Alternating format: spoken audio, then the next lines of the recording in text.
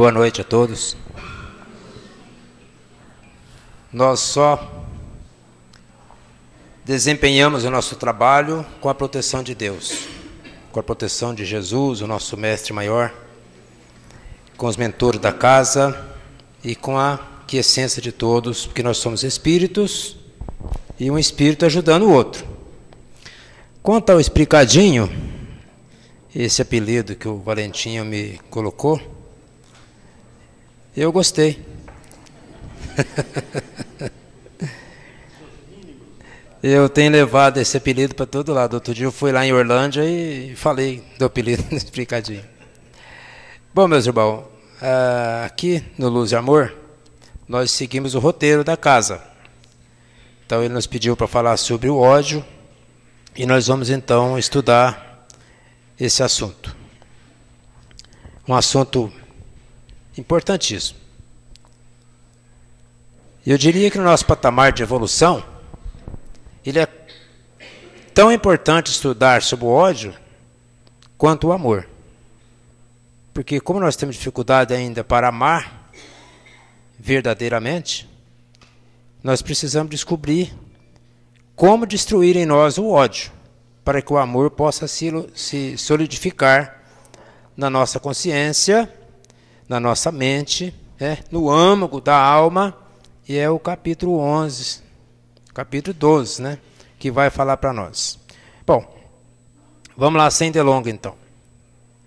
Esse capítulo começa dizendo o seguinte: amai os vossos inimigos, retribuir o mal com o bem, os inimigos desencarnados. Se alguém vos bater na face direita, apresentai-lhe também a outra.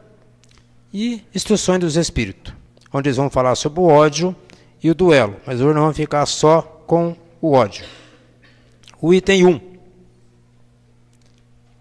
Olha o que Jesus nos chama a atenção aqui. Aprendestes o que foi dito. Amareis o vosso próximo e odiareis os vossos inimigos. Quando e quem ditou essa regra? Moisés. 1800 anos, mais ou menos, antes de Cristo, quando Moisés escreveu o seu Pentateuco. Então, a lei antiga, ela era assim: amareis o vosso próximo e odiar o seu inimigo. Olha a diferença do ensinamento que Moisés trouxe naquela época e o que Jesus trouxe depois. Olha o que Jesus fala então. Eu, porém, vos digo, amai os vossos inimigos, fazei bem aos que vos odeiam e orai pelos que vos perseguem e caluniam. E ele explica por quê. A fim de serdes filho do vosso Pai que estás nos céus, e que faz se levante o sol para os bons e para os maus, e que chova para os justos e os injustos. Aqui já dá para perceber não, dá para ver mesmo. Por que eles não aceitaram Jesus? E quando Jesus fala que não veio destruir a lei, está aqui no Evangelho segundo o Espiritismo, ele fala da lei divina, porque essa lei aqui ele destruiu por completo. A lei material que Moisés, como legislador, teve que implantar pela dureza do coração do homem naquela época, Jesus destruiu tudo. Essa aqui é uma delas. Enquanto mandava odiar os inimigos, Jesus manda amar, orar, fazer bem. É o contra, não é? Totalmente. E por que está escrito céus no plural e não no singular? Aí é que entra explicadinho, viu? Você sabe por quê? Se nós amarmos os nossos inimigos, Jesus está dizendo que nós seremos filhos de nosso Pai que está nos céus. Então, céus vem de cosmo, vem de beleza interna. Não é esse azulado que nós vemos. Esse azulado nós chamamos de céu, no singular. Céus quer dizer beleza interna. Aquilo que nós já conseguimos de bom dentro de nós é chamado de céus. Isso é importantíssimo. Porque, se só amardes os que vos amam, qual será a vossa recompensa? Não procede assim também os publicanos? Olha o que Jesus está chamando a atenção aqui. Isso aqui nos deixa bastante não preocupado, mas preocupado no sentido de colocar em prática o ensinamento de Jesus. Quando alguém bate na nossa porta pedindo uma ajuda, ainda que essa ajuda a gente percebe que a pessoa às vezes vai, não vai usar aquele dinheiro que ele está pedindo para manutenção da sua saúde, para matar a sua fome. Eu estou evitando falar aqui coisas negativas, A gente tem que dar. Colabora. Porque quem está mandando é Jesus. Jesus fala assim, Valentim, dê a quem te pede. E ele não especifica, dê a quem te pede. Pediu, você tem que dar. Claro que esse verbo, dar a quem nos pede alguma coisa, não é dar o que a pessoa pede, mas tem que dar. Uma palavra amiga, um pensamento positivo, um olhar carinhoso, ou às vezes é o objeto que a pessoa pediu mesmo. Está aqui, ó. Porque se nós amarmos, ajudar só aquelas pessoas que nos ajudam, que merecimento nós vamos ter? Jesus está dizendo que os publicanos também faziam isso. Olha lá, ó. Se apenas os vossos irmãos saudardes, que é que com isso fazeis mais do que os outros, não fazem outro tanto os pagãos? Está lá em Mateus. Então Jesus está chamando a nossa atenção para que o cristão, e principalmente nós hoje espírita, que o espírita é o cristão, na essência, isso não quer dizer que os nossos demais religiosos não são cristãos, mas por que eu estou chamando a atenção do espírita? Porque a doutrina espírita, no seu tríplice aspecto, ciência, filosofia e religião, ela nos coloca a par e passo diante do ensinamento de Jesus, sem mescla, sem subterfúgio, sem rituais, mostrando para nós a pureza do cristianismo. Então nós somos mais cobrados. Continua Jesus. Digo-vos que, se a vossa justiça não for mais abundante que a dos escribas e dos fariseus, não entrareis no reino, olha lá a palavra de novo, dos céus. Então, hoje nós sabemos que ao invés de nós entrarmos no reino do céu, nós temos que trazer o reino do céu para dentro de nós. Você põe uma aguinha para mim. Porque uma vez que o céu é sinônimo de cosmo, de beleza, de beatitudes, então esse céu tem que estar dentro de nós. E Jesus está dizendo, digo-vos que se a vossa justiça não for mais abundante do que a dos escribas e dos fariseus, não entraremos no reino do céu. Ou o céu não entra dentro de nós. Quem foram os escribas? Eu fui lá buscar. Porque se Jesus está falando aqui, meus irmãos, se nós não melhorarmos o nosso padrão vibracional, nós estaremos como os escribas e os fariseus. Então precisamos saber quem são eles. Escribas eram doutores que ensinavam a lei de Moisés e a interpretação para o povo. Então logo eles tinham um destaque na sociedade na época de Jesus. Eles é que ministravam o ensinamento de Moisés. Faziam causa comum com os fariseus.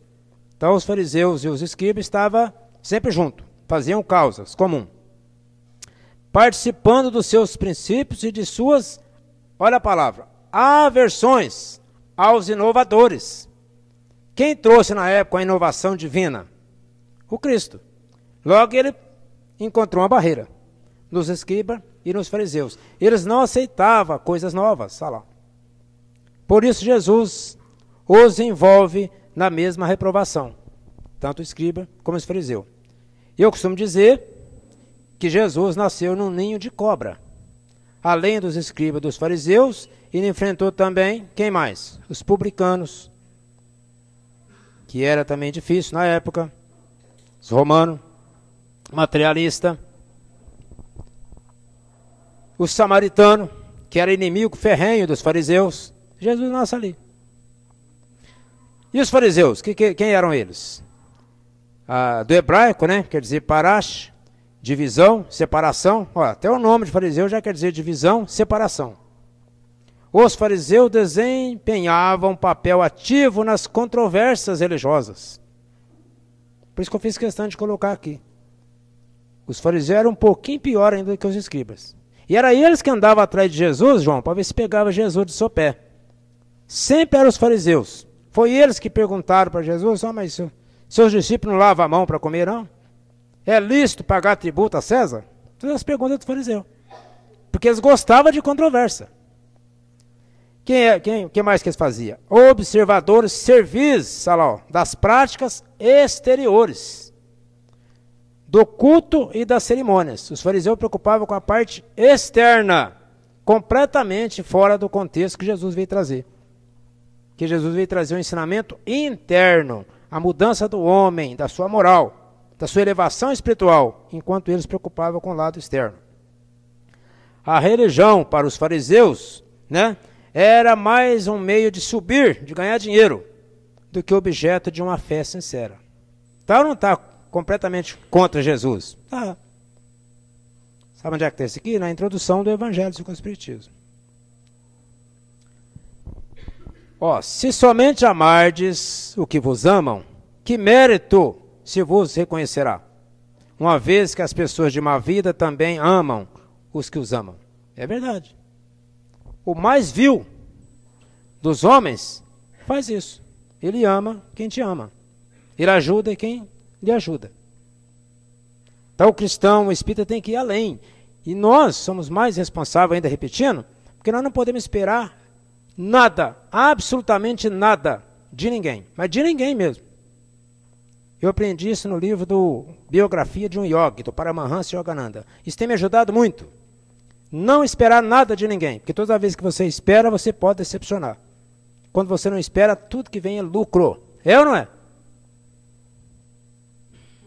E não é esperar nada da esposa, nem do esposo, nem dos filhos, nem da mãe, nada, nada. Tudo que vem é lucro. Quando você passa a esperar, você vai decepcionar. Ou pode decepcionar. Se o bem somente o fizerdes aos que vô-lo fazem, que mérito se vos reconhecerá?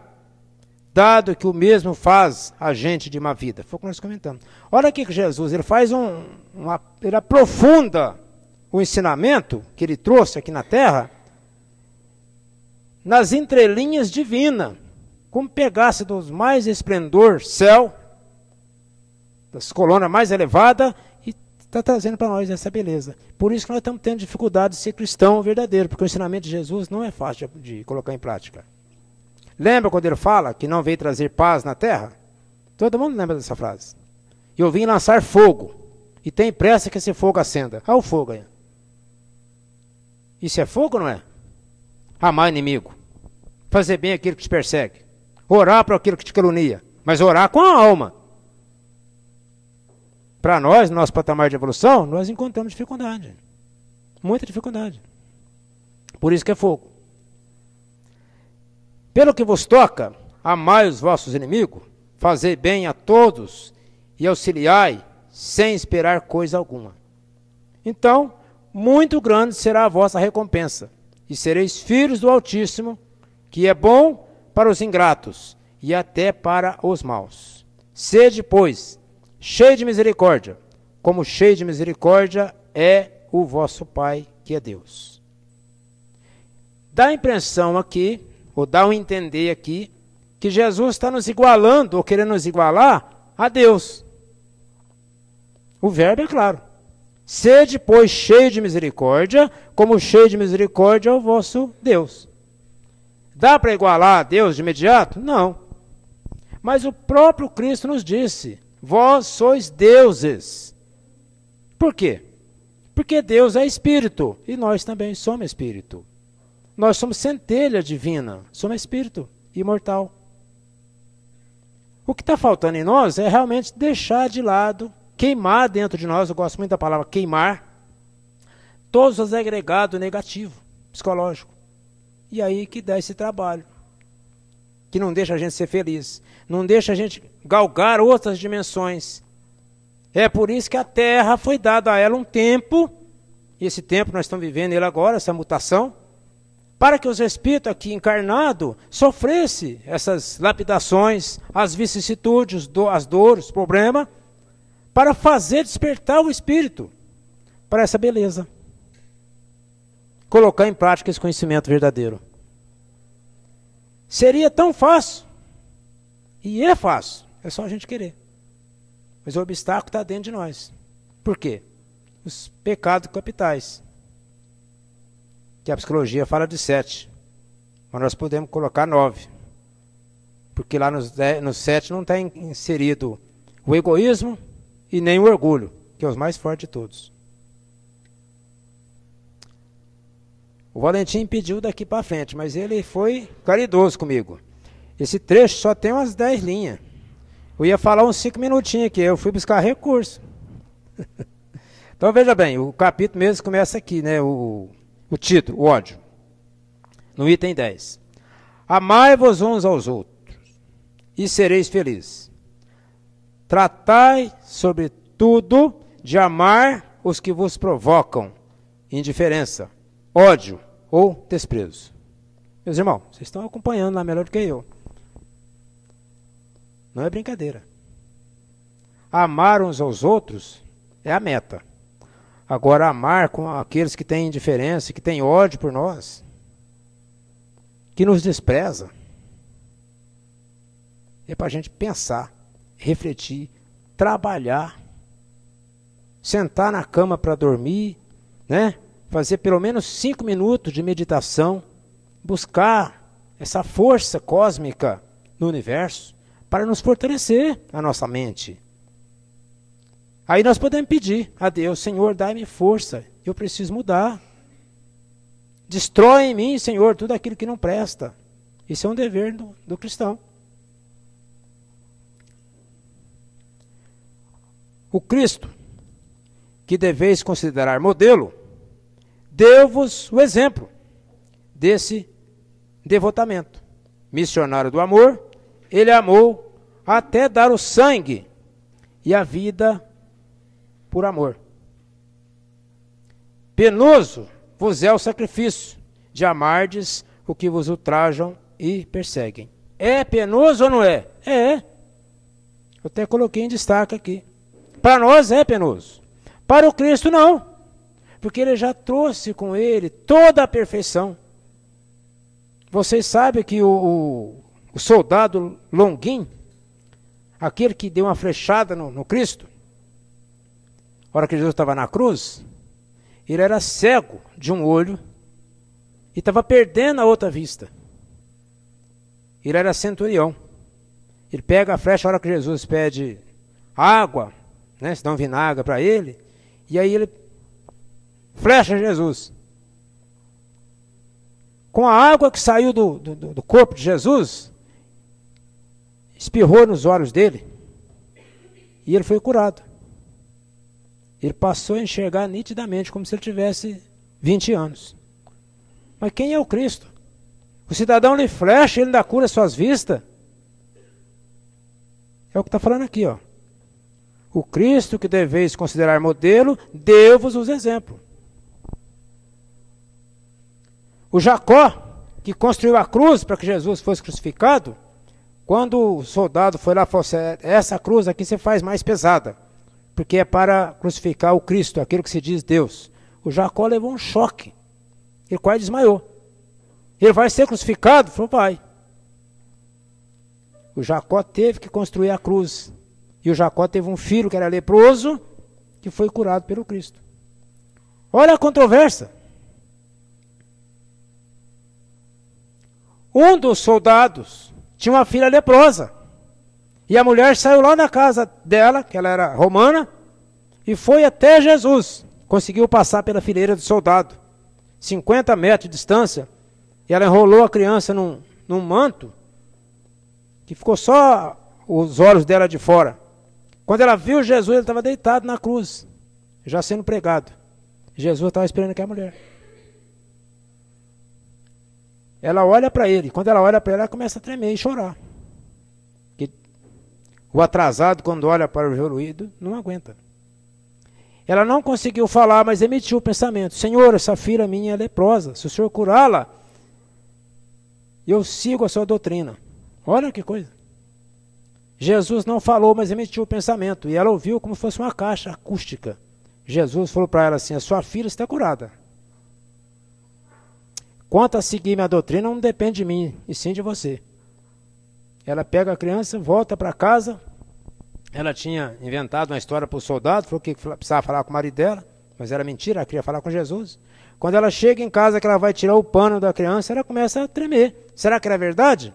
Quando ela tira o último pano que cobriu o corpo da menina, estava tudo sujo de pus.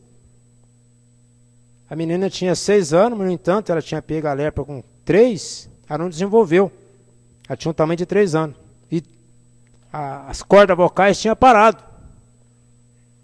Quando ela tira o último pano, a menina olha para ela e fala, mamãe. A mulher começou a chorar. Esse é o Cristo que nós estamos falando aqui. Esse que ama. Quando o soldado chegou no outro dia, ela foi contar a boa nova para o soldado. O soldado não aceitou. Aquele homem é um feiticeiro. Ela pegou a filha e foi seguir o Cristo. Esse espírito comunicou no Chico Xavier. 2000 anos perseguindo o Cristo. Quando ele comunicou, ele foi acolhido pela filha de 2000 anos atrás. São fatos que mostram quem é o Cristo, a quem nós estamos seguindo. Mas, precisamente, esse sacrifício é que vos torna superior a eles. Se os odiasseis, como vos odeiam, não valerias mais do que a eles. Está certo? Se eu odeio você, se você me odeia também, nós estamos na mesma faixa.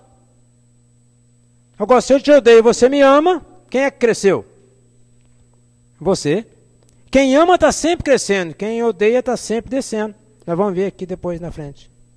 E o ódio, eu trouxe aqui alguns desenhos para mostrar. A hora que nós entendermos verdadeiramente o efeito do ódio, João, a gente vai banir isso de dentro de nós. Amá-los, olha, é a hóstia imaculada que ofereceis a Deus no altar dos vossos corações. Hóstia de agradável aroma, e cujo perfume ele sobe até o seio de Deus. Gente, isso aqui é profundo. Eu tenho que interpretar isso aqui.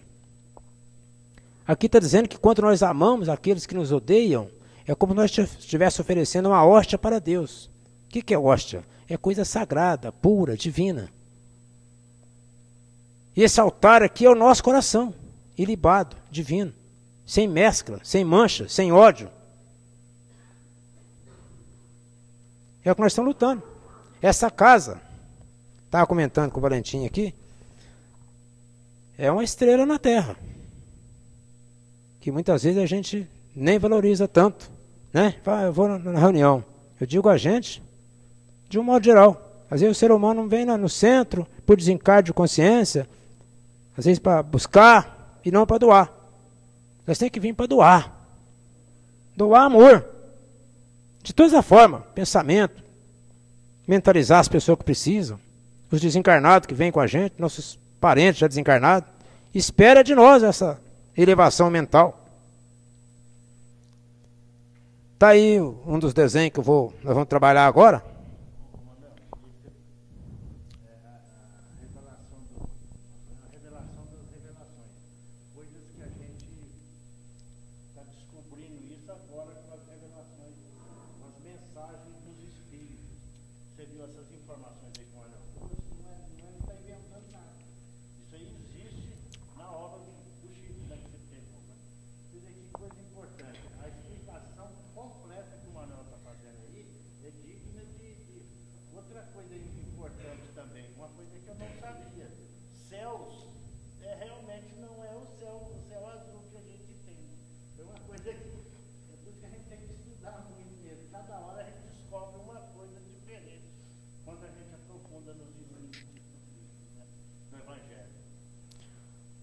Você foi arrumar a história do explicadinho, você que é culpado.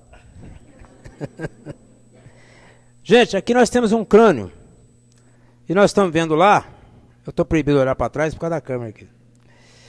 O hipotálamo, vocês estão vendo lá no centro, aquele amarelinho, né? E a hipófise ou pituitária, que está bem aqui. Dá para ver lá. Guarda no cérebro esse desenho que nós vamos precisar dele para terminar a nossa palestra.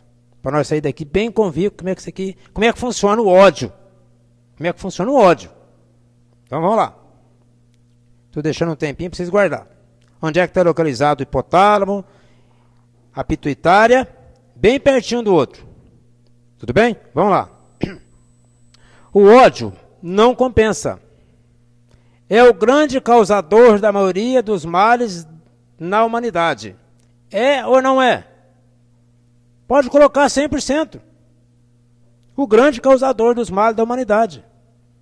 Na política, na sociedade de um modo geral, na saúde. Se o médico for atender o paciente e não colocar amor, não resolve. Não resolve. Aí vamos lá. No hipotálamo, temos pequenas cadeias de proteínas chamadas peptídeos. Eles combinam com os estados emocionais. Os peptídeos combinam com nossos estados emocionais que sentimos diariamente, tais como raiva, ódio, mágoa, tristeza prolongada e etc. Esses agregados aqui, que está embaixo aqui, que nós estamos lendo, eles combinam com os peptídeos. Depois na frente nós vamos ver o que é os peptídeos. Desenho. E com o hipotálamo. Isso é profundo, viu? Isso é profundo, isso é ciência pura. Tá lá, para a gente compreender melhor. Eu coloquei 2 vezes, então já para a mente ficar bem caracterizada. Nós estamos vendo aqui a glândula pineal, mas ela não vai entrar aqui. Vai entrar só a hipófise e a pituitária. No momento que sentimos qualquer reação de raiva, de tristeza prolongada, tristeza, aquela que às vezes abate a pessoa, no momento, o que vai acontecer? Imediatamente combinará o peptídeo e o liberará através da pituitária diretamente na corrente sanguínea. Na corrente sanguínea. No momento que atinge a corrente sanguínea, ele acha seu caminho para diferentes partes do corpo. Ele quem? Essa carga negativa do ódio. Que tem forma, que tem cor. Vamos continuar. Veja bem, que coisa fantástica. Nós temos mais uma vez aí a pituitária. A pessoa ficou com raiva, ele vai liberar uma toxina negativa e ela vai parar lá na pituitária. Eu não sabia disso. Quem fala isso é a física quântica, com toda a propriedade. Ou hipófise. Todas as células, quantas células nós temos? A gente sabe que mais ou menos 73 trilhões de células. Todas as células possuem receptores externos. Gente. Isso é profundo. Uma célula pode ter milhares de receptores. Uma célula pode ter milhares de receptores. Se nós temos 73 trilhões de células, quando um peptídeo atraca quer dizer, entra dentro da célula. Quando um peptídeo atraca uma célula, é como se uma chave entrasse na fechadura. Então ficou fácil para a gente guardar. A chave na fechadura. O peptídeo carregado de energia negativa. Eles se anexam, e é como se uma campainha tocasse, enviando um sinal para a célula. Cheguei. Você ficou nervoso? Vou complicar a sua vida agora. Quem mandou você ficar nervoso? Quem mandou você ficar com raiva? Olha, e tem pessoa que fala assim, eu guardei mágoa daquela pessoa. Eu guardei um rancor daquela pessoa. Se você guardou, quem que é o prejudicado? É você que guardou. Quem é que vai querer guardar um escorpião no bolso? Não vale a pena. Aí nós pegamos então uma célula doente, um radical livre. Porque se ela estiver sã, o peptídeo não vai atracar. Mas quem é que pode provar para nós que as 70 e tantas trilhões de células nossas são saudáveis? Aquela doente vai absorver aquela carga negativa do ódio e vai atracar ali como uma chave numa fechadura, como foi falado aqui. E aí, só Deus. Já é sabido que uma grande maioria do câncer é derivado do ódio. Do ódio.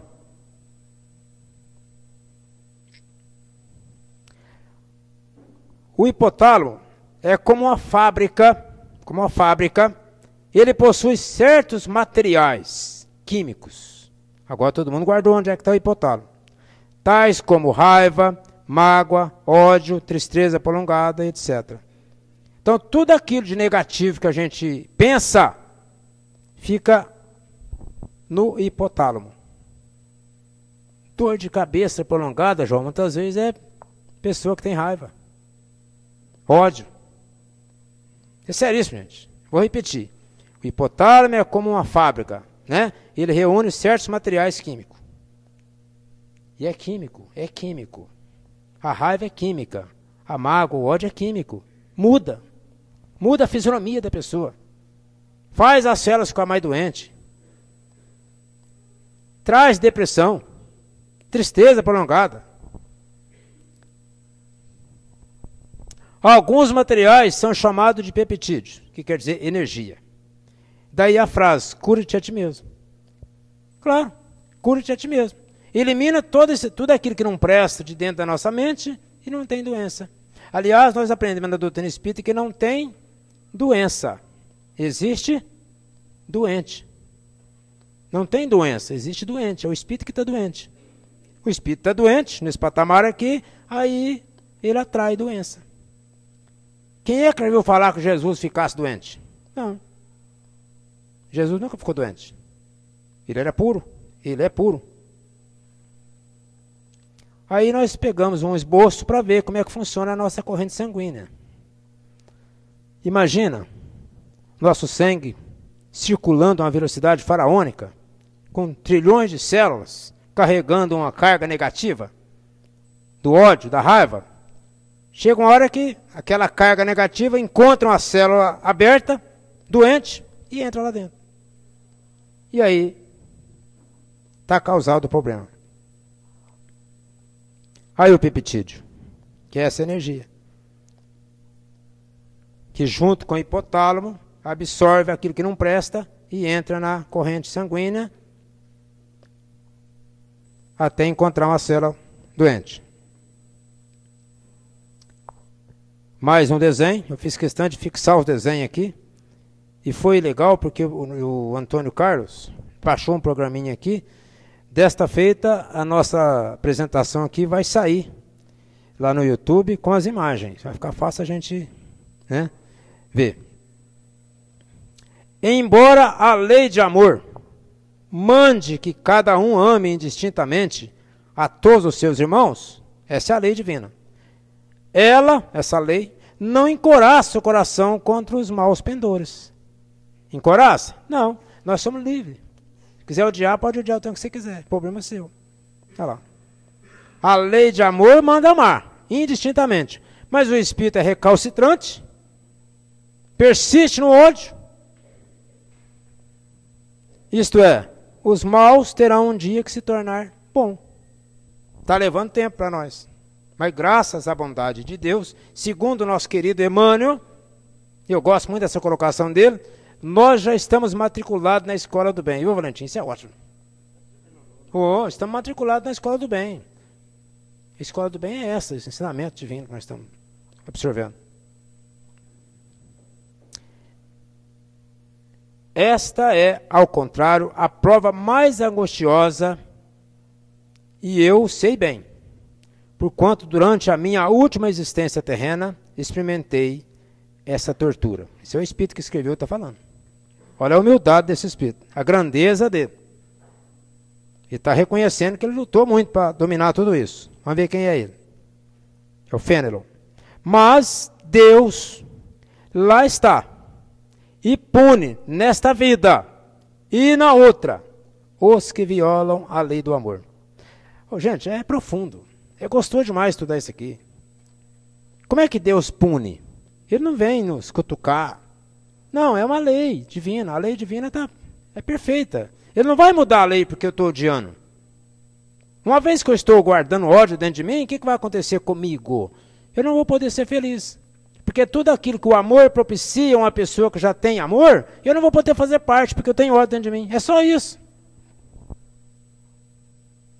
Quer dizer, é o amor realmente a força maior. Como diz o André Luiz no nosso lar. É o Pablo da vida. O que é Pablo? O verdadeiro alimento da alma é o amor. Isso não é conversa falaciosa, isso é a verdade.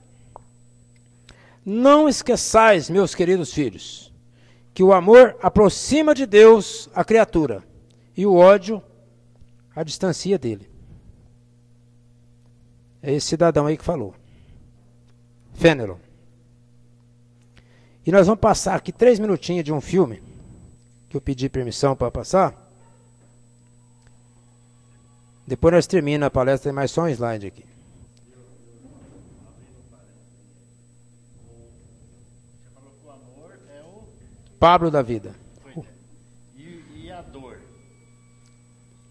A... Remédio, né? É, sem dúvida. A dor é o remédio. Para despertar o espírito para amar. Não é verdade?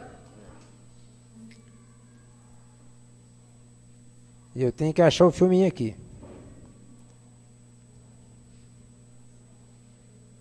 Só que eu acho que ele está aqui.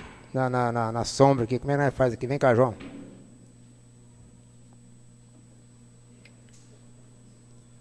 E com isso você tá ficando bom no computador, hein? Eu vou ter que achar ele aqui, ó.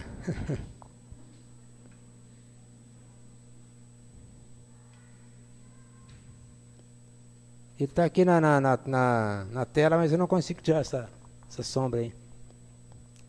A Receita paga há 30 anos. Você está vendo aí, não? Então, espera aí que nós vamos achar.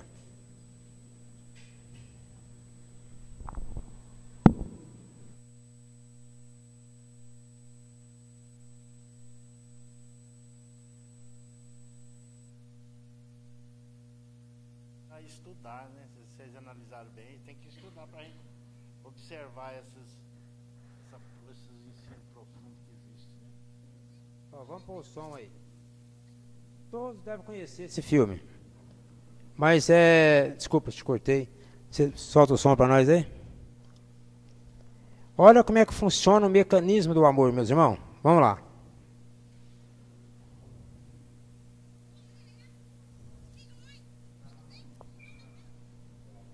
Tá sem som? E aí, então, o X, tá dando mal contato. Vai lá. É aí. Aqui tá bom.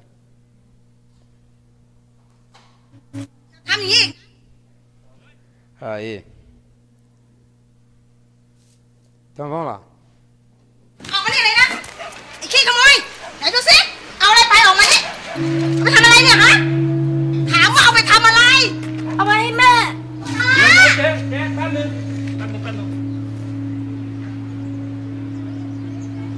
แม่ป่วยเหรอ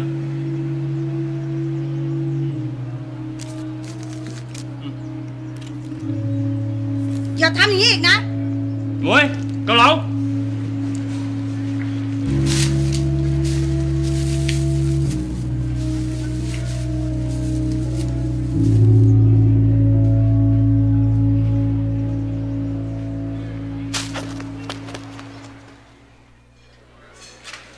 จ๋านายเลยครับนั่งเลย ป๊า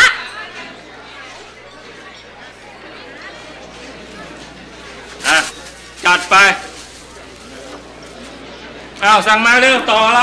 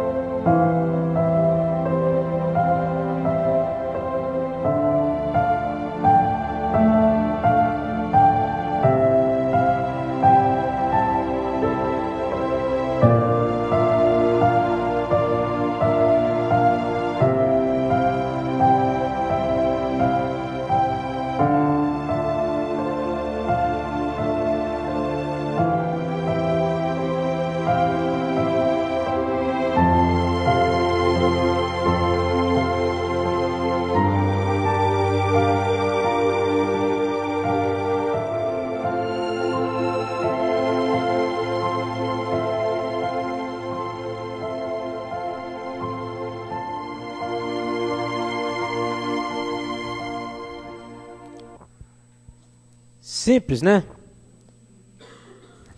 Parece que é simples. É só a gente fazer alguma coisa útil. Terminando o nosso assunto de hoje. Que bom que você veio. Permaneça na paz de Jesus, o Cristo divino. O ódio não compensa. Por isso Jesus nos ensinou perdoar 70 vezes 7 vezes. Como vocês sabem, eu não sou orador, sou um estudioso da doutrina espírita e da vida. Eu venho aqui com o maior carinho a convite da casa, e o assunto que nós programamos hoje para falar sobre o ódio foi esse que nós passamos. Espero que tenha atingido o âmago de todos nós, principalmente o meu. Fiquem com Deus.